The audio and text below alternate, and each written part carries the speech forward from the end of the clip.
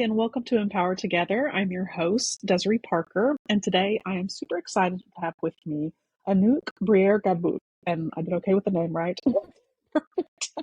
Did good. You did good. Um, Good. So Anouk is a mom of three, and she has a master's in social work and has been supporting parents for 15 years, as long as she's been a parent, and supports parents of what she calls emotionally intense kids, which I just found out is actually a term that is used, which I was surprised because having worked in child welfare and mental health, that's not a term I think that is widely used in the United States. But I love it, and I hope we do start using it.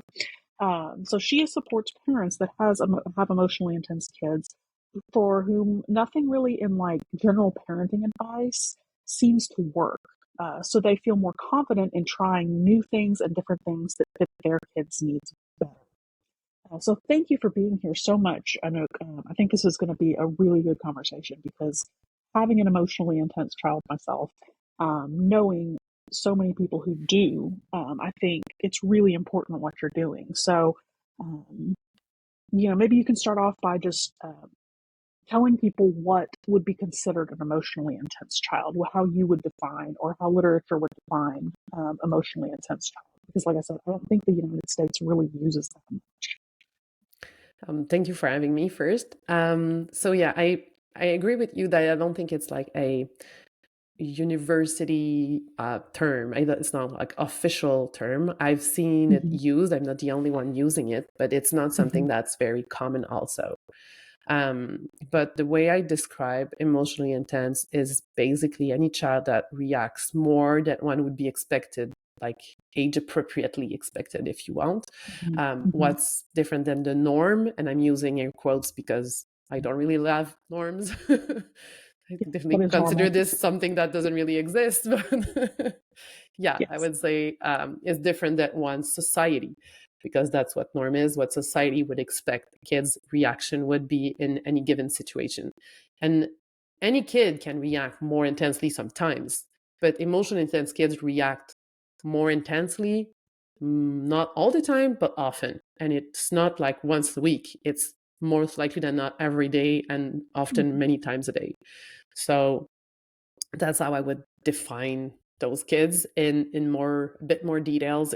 There's often two profile: the profile that is intense everywhere, the one that Mhm. you'll be like sending to daycare or school and just waiting for the phone to ring and telling you your child is disturbing the child classroom, or the Yes. one that will be just intense at home and Mm. that the school or daycare is never going to contact you, but then when the child comes back home they explode because they kept everything in during the day.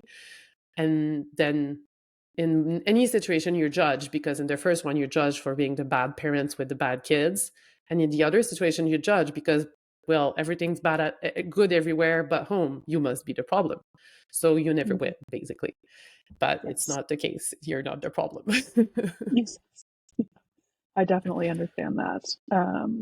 We were talking before the show, and I mentioned, I have two kids myself. They're both adults now, but I do have one that would be definitely considered emotionally intense. And we dealt with some when she was young, especially the disruption at school, Mhm. and the continued calls home, and it was it was very hard as a parent to understand um, what what we could be doing differently. Yep. And this was quite some time ago, and there was nobody really to support us and tell us, we need to be working with her. It was something that we should have been getting help for in a different way. Sure, definitely. And like I have three of those emotionally intense kids, and I have the two profile at home. My first Mhm. two are each. The third is still daycare age, so Mm. she's way behind.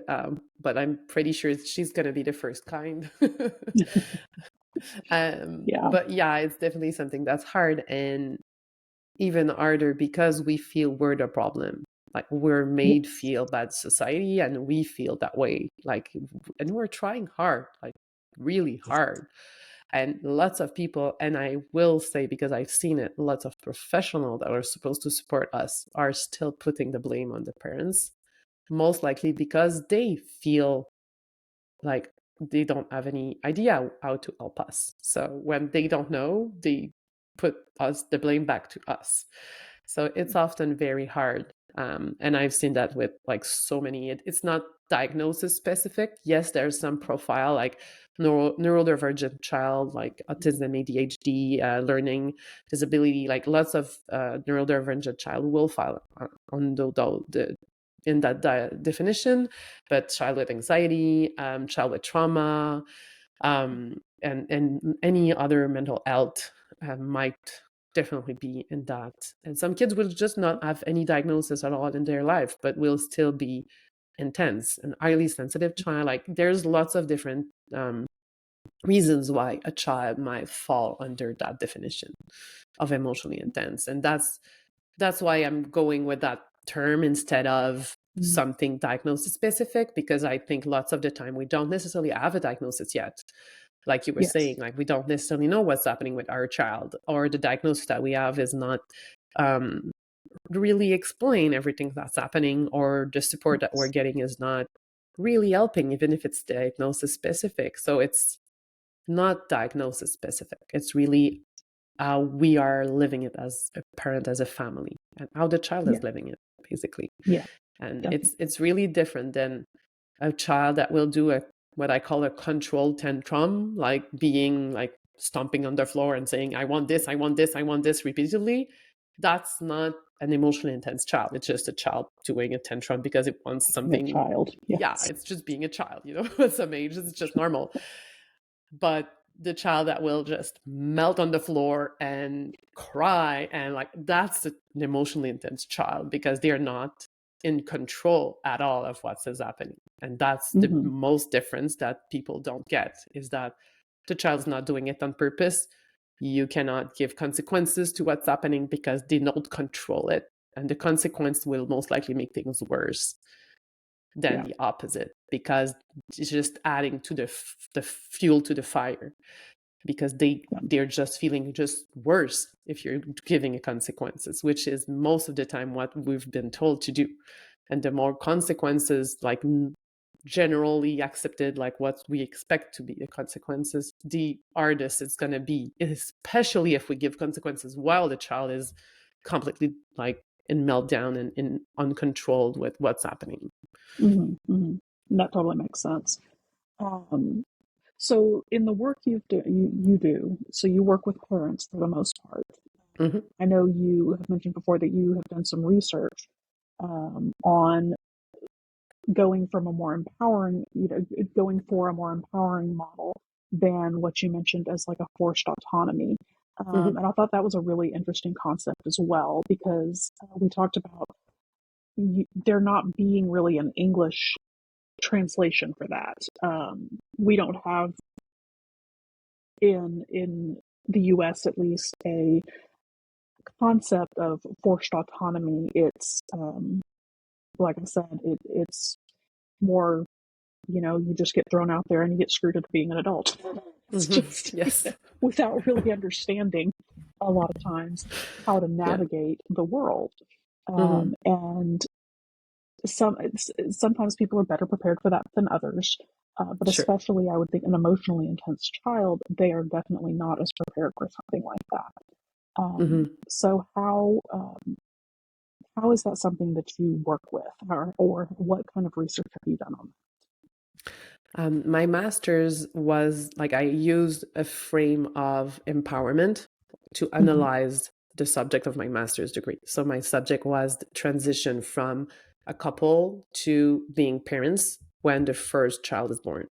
So I used a lens of empowerment to analyze that. And I did did my research in a group setting. So I had parents come together and discuss some subject. And I'm not going to go into detail of the methodology, but part of it was that after each meeting, I would do like a short version of what was talked about by the parents and get it back and give them that that short version, and they will tell me if I was right, if I understood things correctly, things like that. So I would give them the power to tell me, no, you're not analyzing what we're saying correctly, which is not often done in research settings. Most of the time you give the data and the researcher does whatever they want with it. And so by doing that back and forth, I was ensuring that what I was understanding was exactly what they wanted to say, and they were allowed to bring some nuance and correct me if I was wrong, basically. I love that. So that was one of the aspects. There was other things, but yeah, I'm not going to go in complete details because it's No, always complicated at I love university. that. I mean, that's totally. I love research, but yes, I understand why you don't want Yeah, to go into all it's that like, stuff. but that was part of it. And the concept that you were referencing is something I came, like my research, I come from I'm in a French speaking place. But when we do research at the university level, we do it in generally French and English. And so for my research, it was very interesting because the concept I was using had different definition in French and in English for lots of concepts. For example, co-parenting. The co-parenting in French doesn't mean the same thing co-parenting in English. Like it's almost the same word, but the concept is completely different and analyzed and used completely differently in research. So it was allowing me to bring some concept from both language and create different definition that were what was I was seeing or I was analyzing basically. And that concept is from, I think, French side, because I haven't seen the word as you were saying in English, and I was not able to find a one word translation. How I would translate it would be autonomization, which doesn't really work. Even in French, it's not a really good word, honestly. But the idea is to forcing people to get like to have like some to go to a level of empowerment that is too high for them, basically. Because like empowerment, the way I've read it and learned it is it's a ladder, basically. And so you help with empowerment, you help people climb ladders with different Yes. approach method.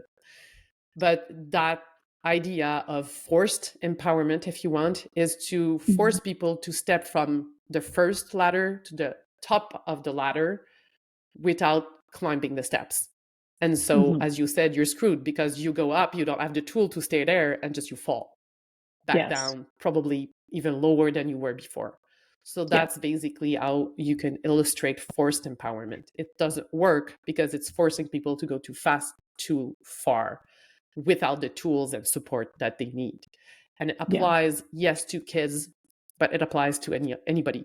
Like anybody in a place where they have a lack of power, a lack of empowerment, most likely for systemic reasons, for social reasons. If you force them too high on the ladder too fast, they're just going to come back because they don't have what it takes to stay there and maintain themselves there, basically. And so that's how I would like explain it. I hope it's clear. No, I do understand, and you're right. Yeah, like I mentioned, we don't really have a word for that, but I think it's something that definitely we see people that especially young people, they get out of college or they get out of and they get a job and they're thrust into this life of quasi independence, where they feel empowered, they think, now I'm on my own. Now I am fully an adult.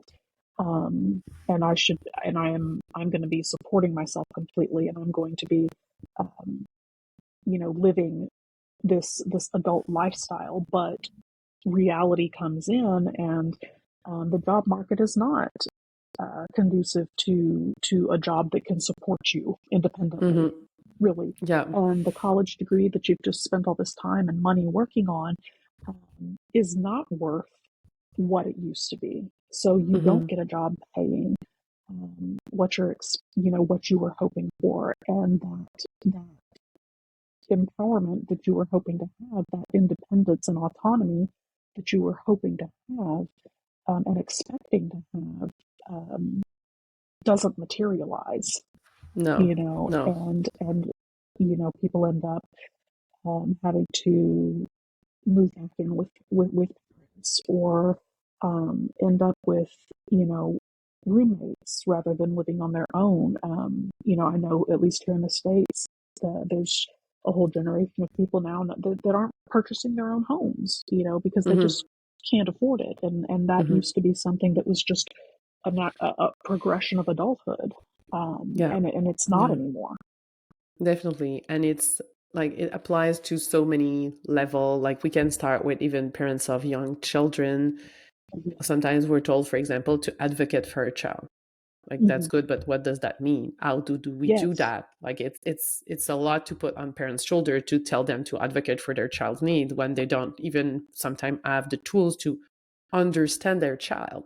So how can Yes. you ask them to ask an organization, most likely a school, for what their child needs if they don't even have the tool to understand what their child needs themselves? Like the Yes. step is too big. So it's the same for like older ones to understand themselves. If they don't understand Hmm. themselves, they cannot advocate for themselves and they cannot go get what they need out in the world, basically. Yes. So it's too many steps. Like in learning, we would not ask a 15 months old to, I don't know, run around and do a marathon. That makes no sense. We all understand that. But it's what we're Yes. asking to people, basically. It's to do things that are not, and it's not age appropriate. It's just Hmm. developmental appropriate or learning appropriate. Like Hmm. you were saying, I work with um, some in the housing program at some point in my career with Hmm. moms with young children that had financial problem, and most of the time were coming from socially complicated background, Hmm. Yes. and they were given like an apartment at a lower rate and some support. And Yes. sometimes we had to go and help them learn how to, like, tell them you need to take the trash out once a week, because if you don't do that, you're gonna get some all sort of things in your Yeah. house you don't want to get. Yes. you know Yes. Trash is Absolutely. not getting themselves out of the house. They haven't learned Yes. things Life like that. skills. Yeah. Yeah, and it's basic life skills, and we expecting people to know that, but sometimes based on where people are coming from, they just don't, and it's not their Hmm. fault. They haven't learned.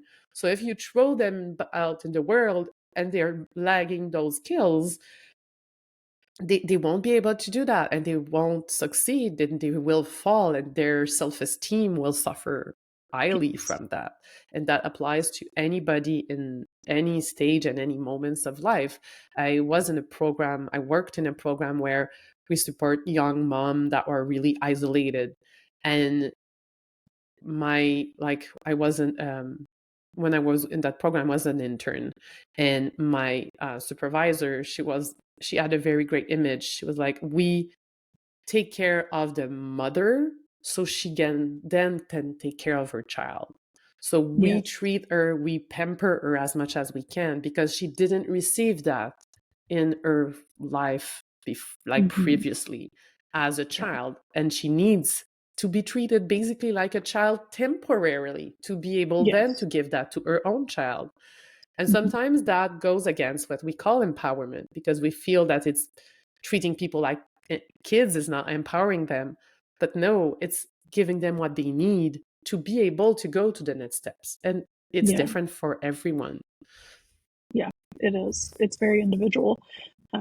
And you're right. Those people that missed, we see that a lot, like through the child welfare system and things like that. When kids Hmm. um, age out of that system and things like that, there are crucial steps in their childhood that they missed, Yep, um, definitely. that are part of development. Hmm. And they come back into the system in some other way, sadly, sometimes through criminal justice or something like that. And they need almost a reparenting Yep. to to get those developmental milestones and to get those skills so Hmm. that they can move forward, Hmm. and reach those next steps that they need to go.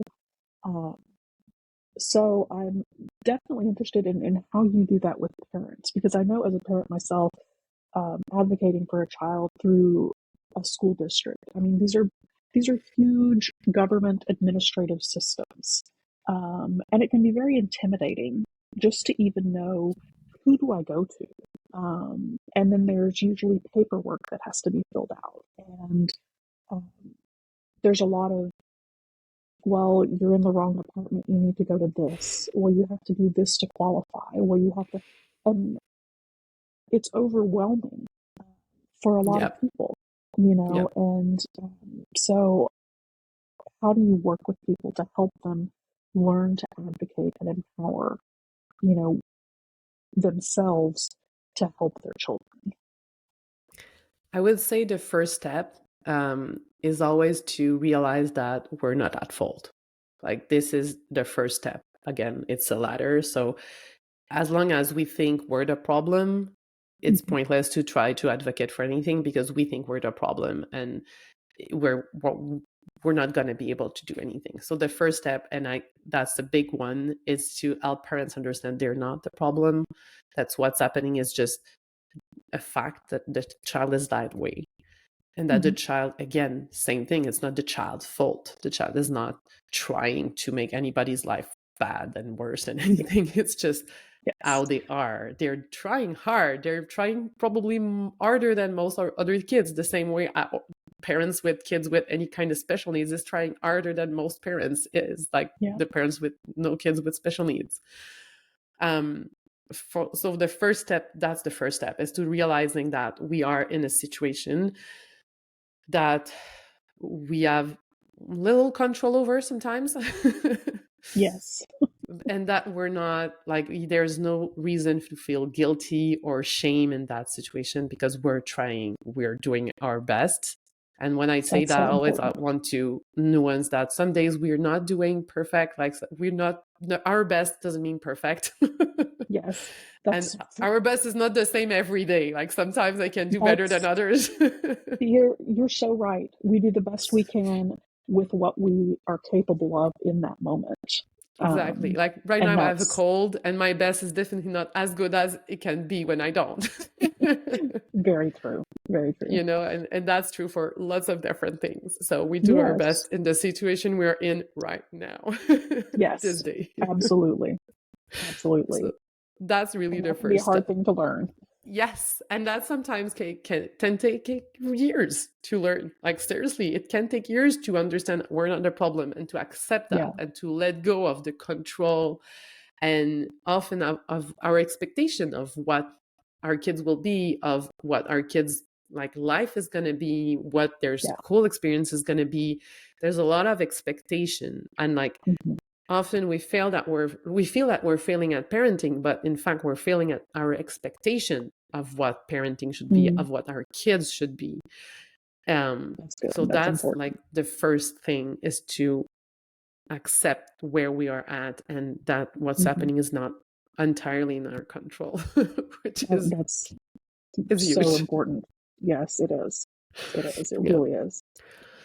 Um, then for advocacy, it's also further. Like, we need to understand our kids first to be able to Mm-hmm. advocate for their needs. So I like to call it play detective. Yes, if we have a diagnosis, that's helpful. But then again, like, for example, one child with ADHD and another child with ADHD, they don't need the same thing. Very Um, true. that's just an example. So yes, the diagnosis can help us understand our kids, but it's not going to be an end all. Like, it's not going Yeah, to it's give not a us, roadmap. no. It's just, it's a clue in the detective work, nothing more. Sadly, Yes. I wish it was Yes. a solution, but it's not. Absolutely. Absolutely. And yeah, so it's one of the clues. So it's finding who that kid is, what their needs are, what their strengths are, because we often forget that part, what their specific interests are. um I did that work way before I had a diagnosis for my child. My older two Mm-hmm. have a diagnosis, but my older one is 15, my second is 13, and we started, like, the first diagnosis that we got for them was a year and a half ago. So Okay. basically, Yeah. all my life, I dealt with them without knowing there was something else Mm-hmm. going on. Yes. So it's a work that I've been doing anyway. So we don't need a diagnosis to do that work. It's helpful for sure, but it's not Yeah. needed. So even Yeah. if we don't have a diagnosis, if something is hard with our child and we need to understand what's happening, doing that detective work of observing the child. Mhm. That's what I would do. And it's Mhm. kind of necessary to note things down in some way. It can be like Yeah. writing, or it can be like on the computer, or it can be taking, like, I love taking pictures. I'm a photographer also, so I take pictures, Yeah. and that's one of my way to focus on what my kids do, who they are, what they need. Like I don't take like selfies, look at the camera pictures. I take documentary photos. So it's Oh, what yeah. the kids are doing. I followed them. I asked question to, I give, like, put interest in what they're doing, and I learned to know them better that way. That was one of Mhm. my tools. That what worked for me. It doesn't mean it works for everybody, but it's one of the possibilities. Yeah. Videos is another one. So like anything that works for us to be more in interaction and concentration and put interest in what they're doing basically, and understand them better, will be helpful Mhm. there. And yes, it takes time. Like, it's not Of something that will be course. done in a few days or a week, or Of and course. it continues over the course of their life basically. Yes, absolutely. Absolutely. But I Does love it that. I change? love the because I enjoy photography, so I've taken tons of pictures over the course of my kids' life. So that's a good point, and not one that I've thought of. Um, Looking back and seeing the high points and Hmm. uh, the development, and that can show you some of their strengths and some of and their interests. Yeah. And I That would say the you side might not note have of otherwise that too, that, noticed. yeah, and the side thing, if you take photos of videos or note things down, go Mm-hmm. back and look at them, because sometimes, like, the day, we feel that the day or the week was horrible, and then when we go back and look and or Yeah. read, we realize that it was not that bad after all. We just, Yes. our brain is wired to focus on the bad parts of life, sadly. Yes. Unfortunately, yeah, those things tend to stand out. But yeah, when yeah, we can remember like how difficult a vacation was or something like Yeah. that. Oh, they had, such a hard time. It was so overwhelming for them or something like that. And then we go back and look, and it's like, you know what, there's some really great things. And Yeah. she was really focused on this, and that was something that really stood out for her. And Hmm. so I think that's a really good point. That's I'd awesome. say it's I like that. a bit on the sideline, but that's But also yeah, helpful. that's awesome. That's awesome. Especially when we have challenging kids, sometimes it's Hmm. hard to focus on the positive. So it's Yeah. helpful. Like, I'm not saying we should be a positive all the time, because that's not possible, but a little bit But coming more. from a place of strength is always Yeah. Yeah. is helpful. It's helpful for us, and it's helpful for them to know that that we're seeing the talents that they have. Yeah. And the next step would be to put some of those on the walls, Mm, because that gives them another, that helps them see their strength, and like see that their interest is important enough to be put on the wall. So yeah, that's the other I step. love But that. To we're in celebrate. Yeah. another another discussion. But yeah, so understanding our child needs and reality Hmm. and strength and things like that first is really important. It's kind of the first step, and Hmm. then we can think about advocating for them, because advocating is basically explaining to someone else what our kids need. So if we Yeah. don't understand them ourselves, how can we explain it to someone else? Yes. It's just not possible. Yeah. That's very true. Yeah. Very And we true. sometimes want, like, we go to a meeting expecting, and I've done that for sure when I started with my youngest at school, like expecting the teacher to tell us how they will accommodate our child needs. It doesn't work that way. No. No. They I learned most of that. the time just don't know, because they're not trained for that. They don't have the knowledge, they don't have the tools, they don't have the support, that they don't, Yes. like, it's not their fault. They just don't have what they would need to be able to fully support kids with special needs. And Sure. they have, more often than not, many in the classroom with different special needs that can come in conflict with one another. So it's Yes. very complicated. So they won't be able to give us the answer. We need to come with some suggestion, and it comes with time, because in the beginning we just don't know, especially like unless we're teachers ourselves or Hmm. professional in the domain ourselves, we don't know what's possible. And Hmm. what we do at home is often not possible at school, so it needs to be adapted.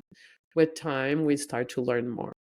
So I would say what can be helpful is definitely to understand the system, which is a huge undertaking. Huge. Like I've Yes, worked that absolutely. field for years and I still sometimes learn things from Absolutely. the system.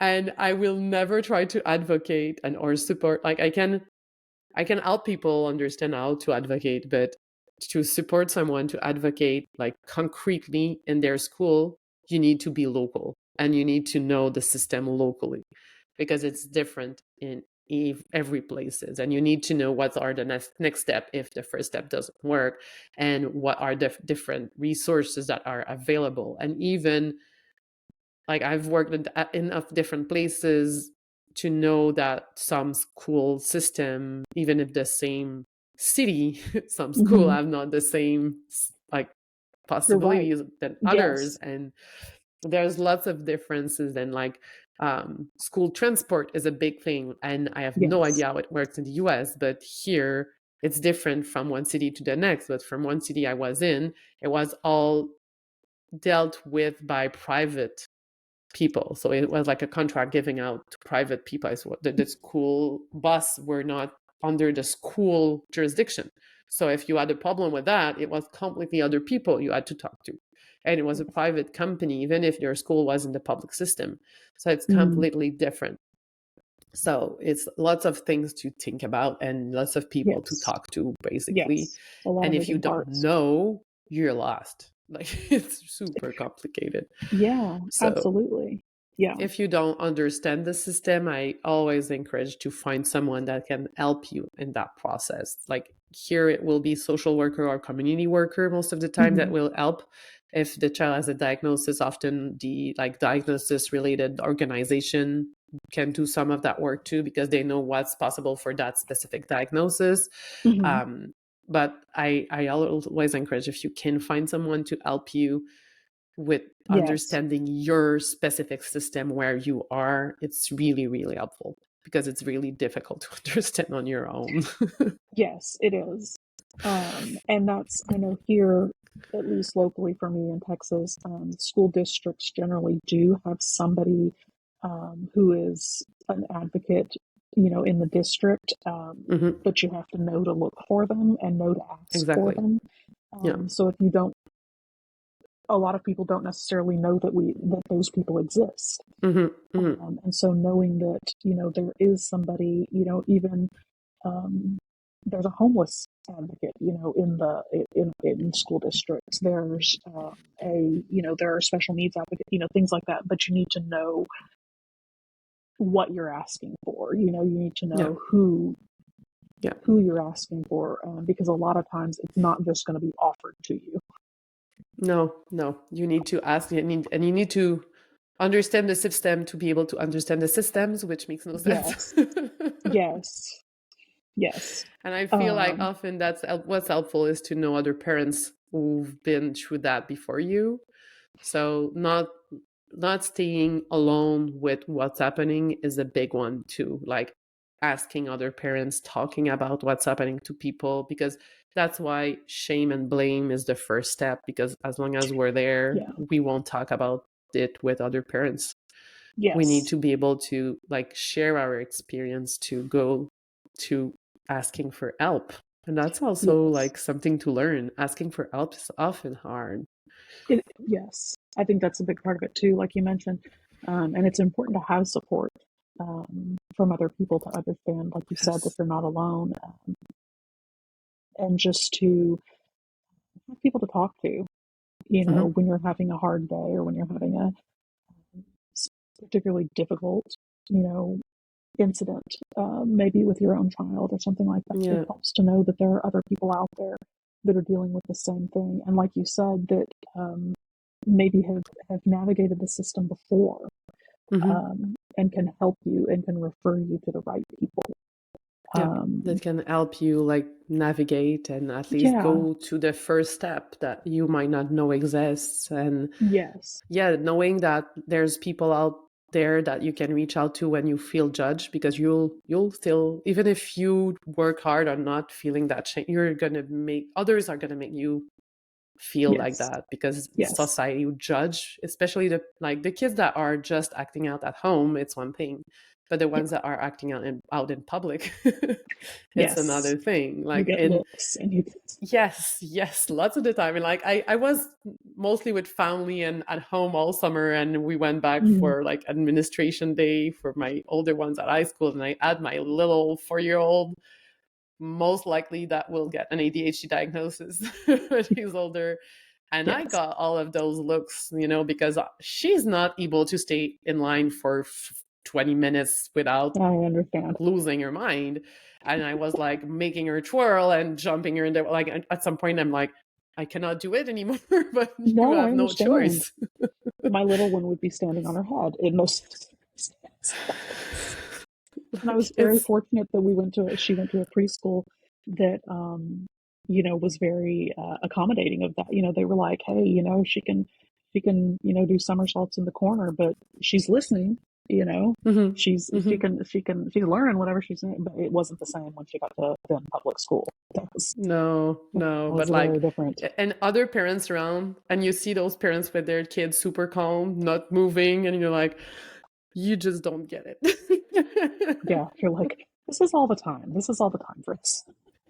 This is all the time, and like, it's not because I'm a bad parent. And sometimes you No. just want to scream that, but it's not like you just Yes. don't, because that's the truth. You're not a bad parent. You've done it, and I just what you're doing with your child doesn't work with mine. Just stop thinking that it's gonna. It's Yes. just because I They're didn't not try.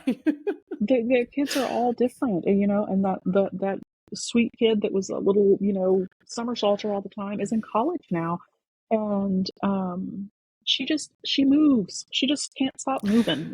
That's just her. Yeah, yeah. Um, And I can and attest, like my sister was like that. My sister was one of those kids moving around and making lots of noise and yes, disturbing in classroom. And she's now a lawyer. So like she's really that's successful in what she's yeah. doing. She's an incredibly talented artist, and she's just a Yeah. you know They're just more like they disturb people, and she's still disturbing people. it's Just in a different way. disruption. Hey, just a different way. Exactly. They're But disruptive people, and society doesn't like disruptive people. I know, right? But that's but I don't like conformists, so we don't want to all conform either. So I agree. so so I don't have any problem with it. But that's awesome. It's important for people to get that support and understand. Like you said, it's not your fault, and it's not your kid's fault.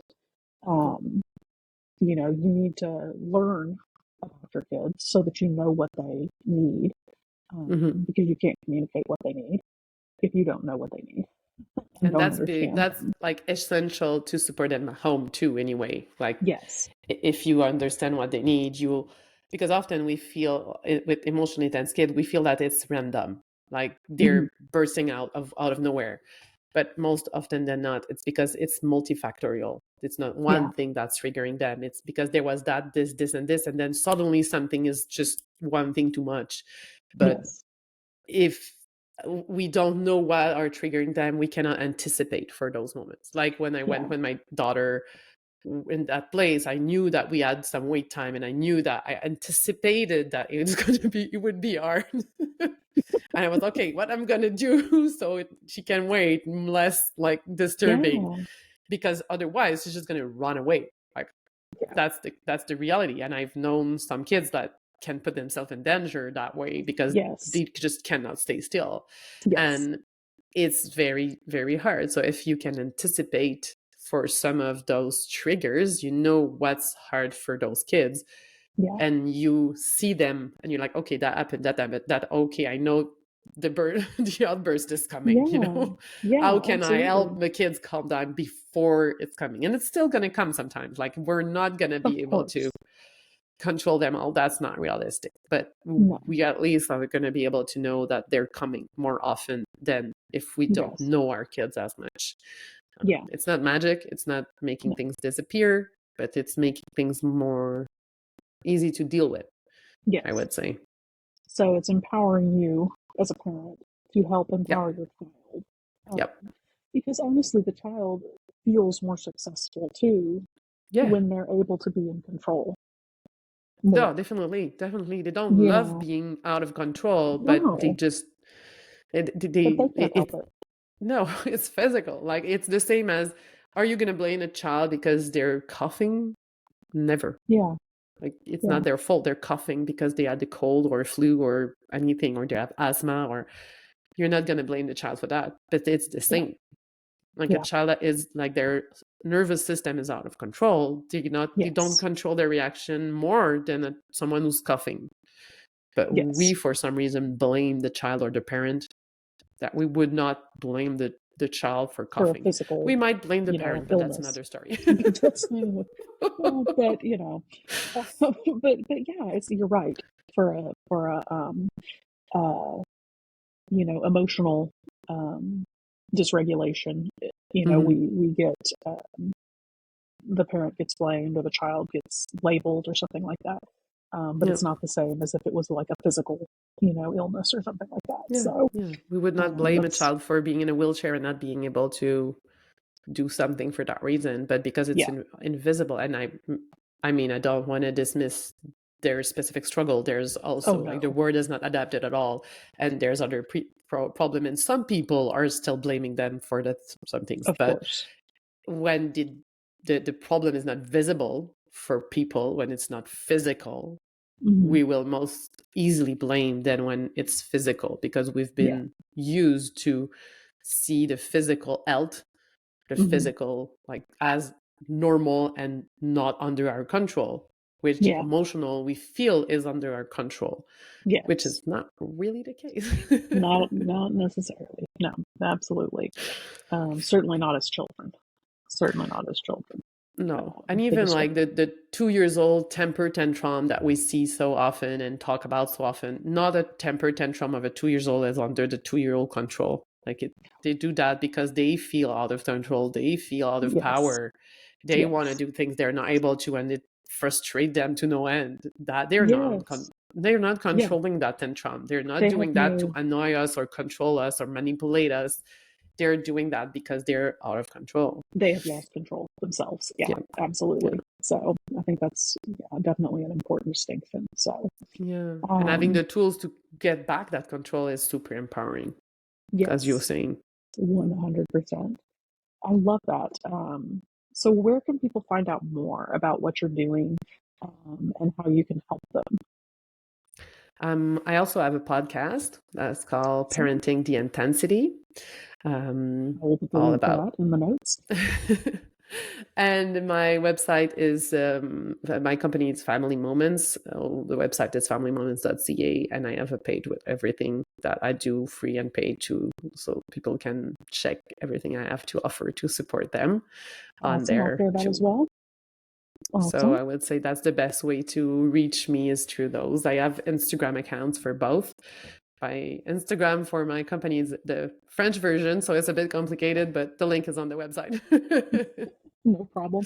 Yeah, I'll make sure and share all those links in the notes so people can find you and learn more about what you do and connect with you if they are, looking to learn more about how to empower themselves as parents and how to advocate for their kids and all that kind of stuff. I think that's really Sure. awesome.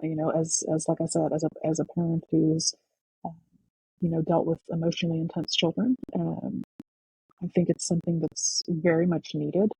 Um, Not only for my own kids, but like I said, having worked with foster children and worked in child welfare, I think it's a service that could absolutely benefit foster parents and adoptive parents Hmm. and things like that as Yeah. well, because Yeah. you're absolutely dealing with emotionally intense children almost exclusively in those Yeah. circumstances, Yeah. Most kids just with due to the trauma. trauma will be emotionally intense to some extent. If it's not outward, it's going to be inward, and they're going to Yes, like self-harm and things like that, yes, because absolutely, they've dealt through trauma, and like most neurodivergent kids will be that way too. And there's so yes, many similarities between trauma and neurodivergency. Like, yes, 100%. Um, so I think it's incredibly valuable, and I love what you're doing. So thank you. yeah, definitely just keep doing that. And I'm so glad that you were able to be here today to talk about this. I'd love Thank you to. for having me. It was a pleasure Of to chat with you. course, yeah, I would Love encourage anybody. the topic of empowerment so much.